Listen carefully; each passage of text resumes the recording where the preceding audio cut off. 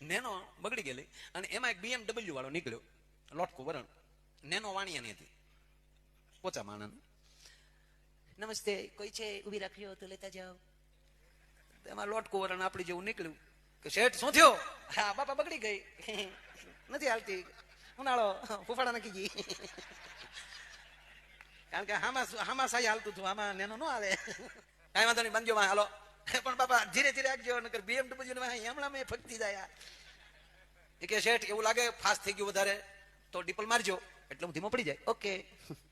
એ nano ને BMW ની વાહ બાંધી જતા હતા લીધે 40-50 60 40-50 60.